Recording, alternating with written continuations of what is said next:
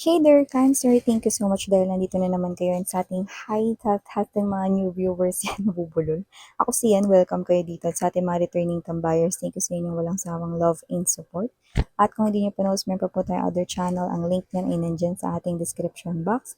Kaya kung interesado kayo na tumambay dyan, i-click lang yan. No? At meron din tayong ina-upload na daily collective readings dyan for all signs yun. And yun nga, nawala tayo ditong gender. So, bae, lalaki, LGBT, lahat welcome. Pwede rin po magka-switch-switch yung mga roles dahil possible talaga magkapalit-palit. Bakit? Kasi sa itong general reading and at the end of the day, lahat kayo ay may free will na free nyo pong gamitin anytime, anywhere. So yeah, Cancer, no, kung meron dito kayong cross-watchers, okay, welcome din sila. At kung meron silang Cancer placement sa kanilang natal or birth chart, welcome din kayo. So let's go ahead and check these messages right here for you, Cancer. Archangel Michael, thank you so much. Together with the angel, guys, can we get messages for Cancer, please? What this Cancer needs to know? Can you please show me? Cancer. Messages for Cancer, please.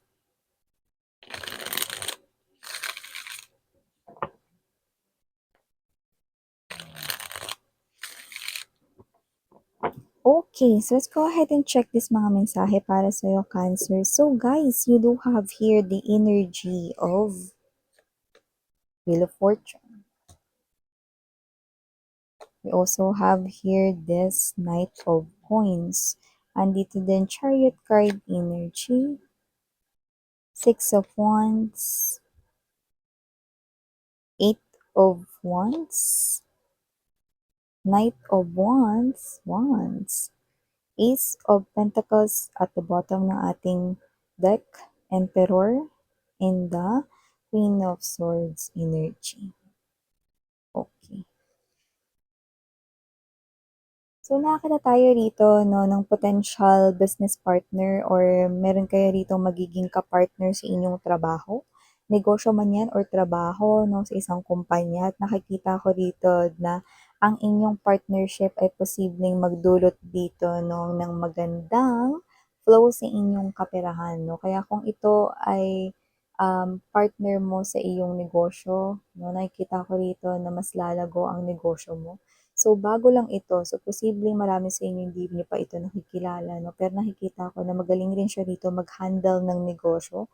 Parang may mga experiences na siya, no, sa pag-handle ng mga negosyo. At nakikita ko rito, no, na yung mga ipapakita niya sa iyo rito, mga proofs, no, ng kanyang mga experiences, no, or history rito, no, ng kanyang mga negosyo ay maganda. So, nakikita ko rito na talaga makikinabang kayo rito sa kanyang expertise or sa mga tips and advices nitong tao na to na for some reason kahit anong negosyo naman to pero pwede talaga na pagkain or inumin yan sa lumalabas dito, Cancer, no? So kung sino man siya, possible na kayong dalawa no is magkaroon dito ng partnership pero purely trabaho lang talaga, no? Kasi nakita ko na kung sino siya, either meron siyang kakonect na boyfriend, girlfriend or pwedeng meron na siyang pamilya or baka kasal na siya, no?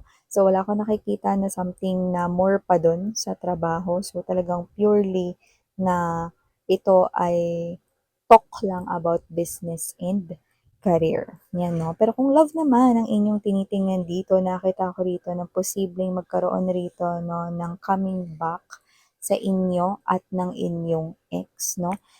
For some reason, hindi naman to para sa lahat, pero yung mensahe na yun, ang nakukuha ko dito ay LGBTQs talaga yun. So, posibleng same gender ito na relationship, no? So, isa sa mga ex ninyo, LGBTQs, no? Ang nakikita ko rito, no, na magkakabalikan kayong dalawa.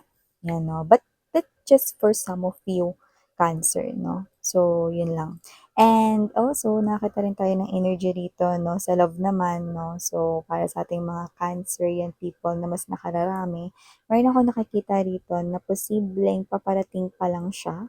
Pero, posible rin, no, na kung meron man siyang dinidil ngayon, no, na mga personal na mga dealings niya sa life na possible na hindi pa siya tapos dun. So, nakikita ko no, na posible nagpapaka-busy siya ngayon ng walang kinalaman sa love. Pwedeng busy siya ngayon sa trabaho niya or pwede rin meron siyang trabaho at negosyo, dun siya busy. No? More likely, yung kanyang world ay wala siyang love life. Yun yung nakikita ko dito, no? So siya, yung nakikita kong papunta sa inyo, no? At maaari kayo rito na maging magkakilala, no? Through one of your friends, no? Pwedeng isa sa mga kaibigan mo nung high school or college, no? Or pwede rin naman isa sa mga kaibigan niya, no? Na kaibigan mo din, no? Ang nakikita ko rito na magiging daan, no, or bridge, no, para kayo ay magkakilala. And for some reason, maaaring mangyari ito, no, sa chill time, no. Pwedeng rest day mo yon, no, makikipagkita ka with your friends at baka ma-meet mo rin siya. Or pwedeng kung hindi yun rest day mo, pwedeng yun ay kunwari ano, Friday night 'no, bago bago kayo rito 'no, mag-day off, 'di ba? So, puwedeng chill time 'no, dahil tapos na yung oras ng trabaho 'no, kita-kita with friends, meet up, catch up, 'yan 'no. So, maliban diyan, Cancer, nakita rin tayo rito ng energy na posibleng may mag-purchase or may bumili dito ng bagong sasakyan. Kung hindi sasakyan ito, na possible rin na ito ay, um motorcycle, no, car, kahit na anong model dito, no. So, nakikita ko dito na for personal use nyo ito and at the same time, yung iba parang may planong gawin itong business like puwedeng pang-Grab, no, 'yan. 'Di pa ako endorser ng Grab or kahit na ano rito 'no, na transportation na applications. Minention ko lang 'no, kasi parang pang-negosyo na rin and at the same time, magagamit niyo rin siya 'no, pang-personal use ninyo 'no. So, 'yun nakikita ko rito, mga babes 'no. So, for some reason hindi ko nakikitang babayaran niyo 'yan ng one time, big time. Pero nakikita ko na parang ready na kayo na mag-purchase niyan kasi parang kasama na 'yan sa bucket list ninyo last year, hindi lang natuloy 'no. So, ngayon tuloy na tuloy na with the Knight of Wands, Eight of Wands energy. So, speaking of biyahe, 'no, so nakikita ko dito na posibleng kayo ay magbiyahe dito 'no, pero ito ay posibleng hindi dito at posibleng malayo pa, 'yan 'no. Kasi more likely distant future itong nakikita natin dito 'no. Kasi nakikita ko kayo dito na ito yung biyahe mga babes na posibleng sa ibang bansa 'yan 'no, pero kung saan man kayo pupunta ang dami niyong dala to the point na parang dun na kayo titira.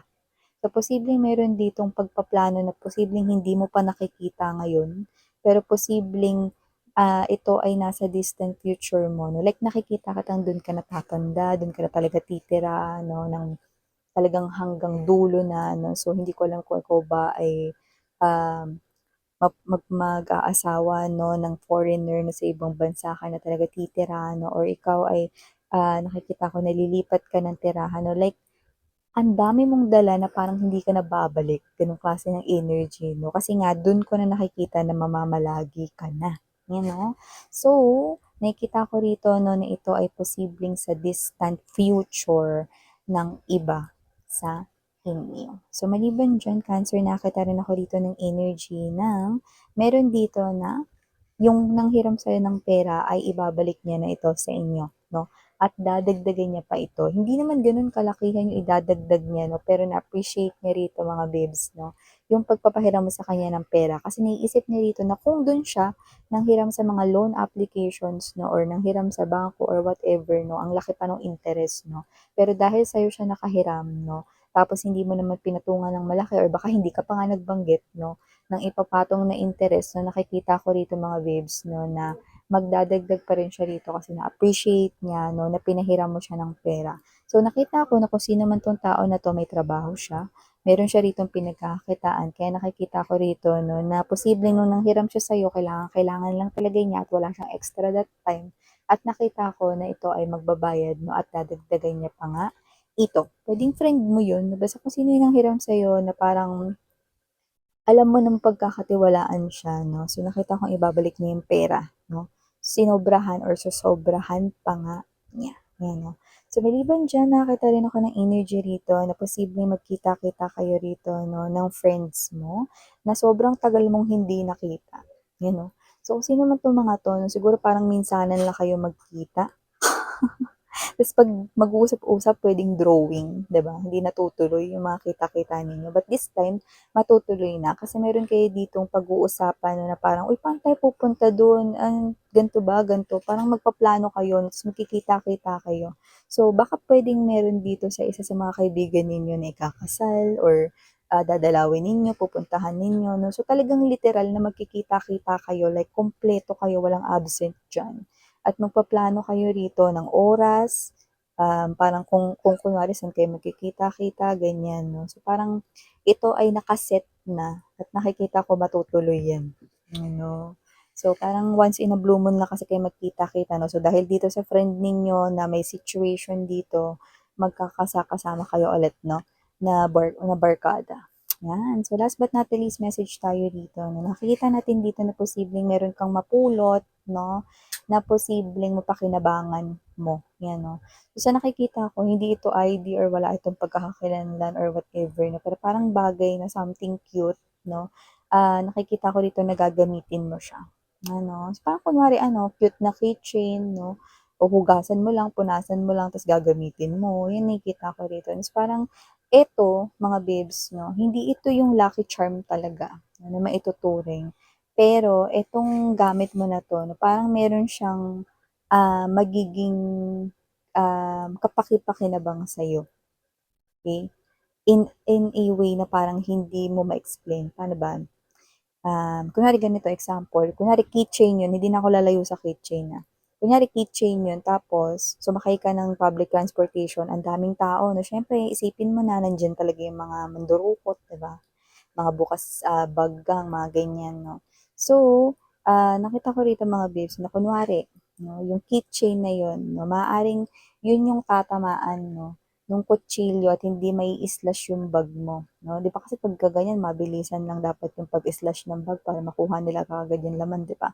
So, mangyayari rito, mapuputol yung kutsilyo, no? Or alam mo na, no?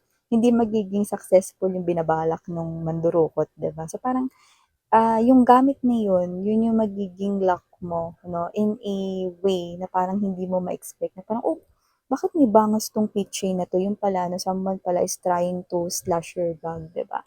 So, parang ganun. Okay? It's like a blessing right here, no? In a different way nga lang. See? Ganun. So, ito yung mga messages right here for you, Cancer. Thank you so much. Again, name your Yana Oni, Sarang Hiyo, Love in Light. Annyeong.